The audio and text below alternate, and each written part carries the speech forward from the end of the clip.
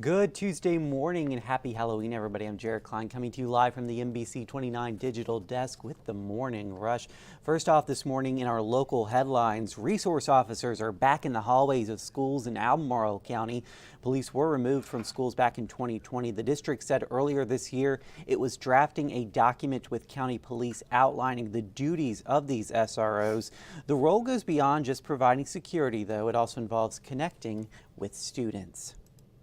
At last check, the wildfire in Madison County has scorched more than 500 acres of land.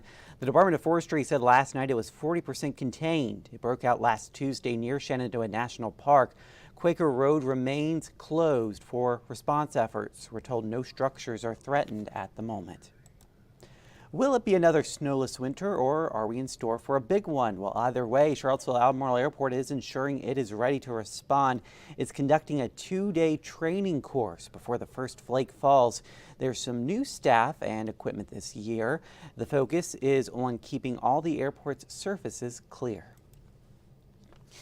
And finally, Charlottesville and Albemarle County Police and EMS joined together for a Halloween bash a day early. Trunk-or-treaters were able to go into emergency vehicles, get their own bike helmets, and talk to a variety of first responders. Organizers say the goal of the event was to meet people in the community and share safety tips for trick-or-treaters and drivers.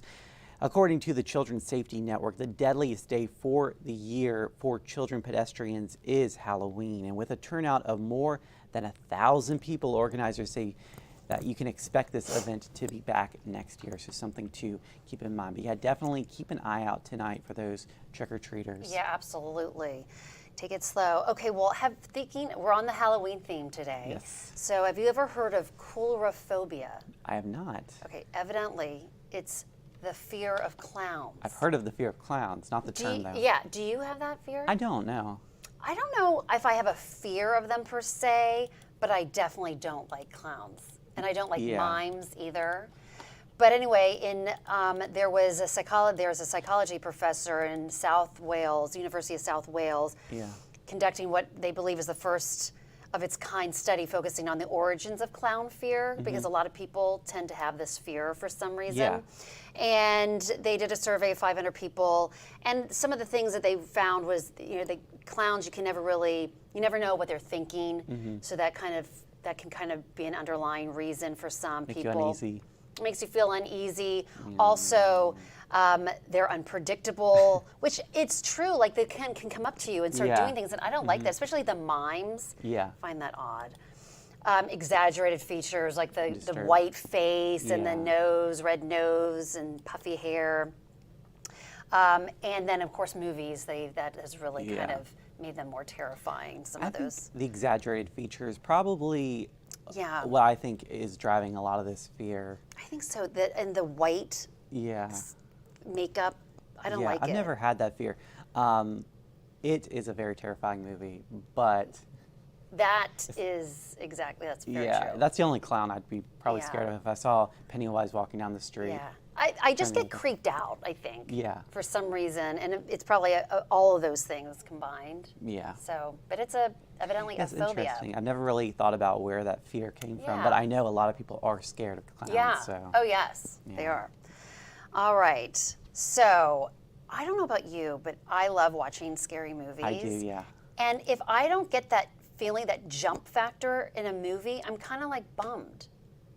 Really? So there's this study where movies, you can see in the 80s, 1981, there were movies, including The Evil Dead, where there was a lot of that jump factor in the movie, and then it kind of died down, and then in the early 2000s, Freddy versus Jason, there was 24 jump scares, and then it's kind of on the downward trend again. I feel like if there's one or two, it's okay, but if it's any more than that, I'm just being taken out of the movie because I'm always thinking like, what's going to happen next? What's going to happen next? That's true. I'm like, I'm not paying attention to the movie. I'm like terrified of what's going to pop out next. I guess you're right. If there's like 20 times where you're jumping out of your seat in a movie. I'm not a fan of jump scares. I mean, one or two, I think it's fun, but I definitely want to feel it though. Yeah. A couple of them in a movie.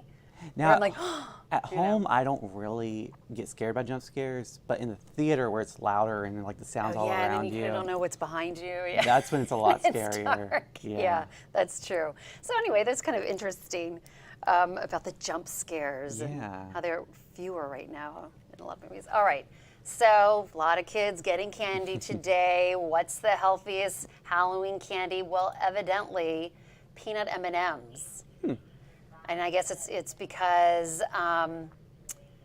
they have the peanut in them, and there's protein, not just only sugars. So And that's a good option, I think. yeah, I love peanut M&Ms. Yeah, I like peanut M&Ms. Yes, so they provide the most nutritional value out there. Yeah. So I mean, that's a good option. Yeah. I'm also thinking maybe Reese's Pieces. yeah, maybe so.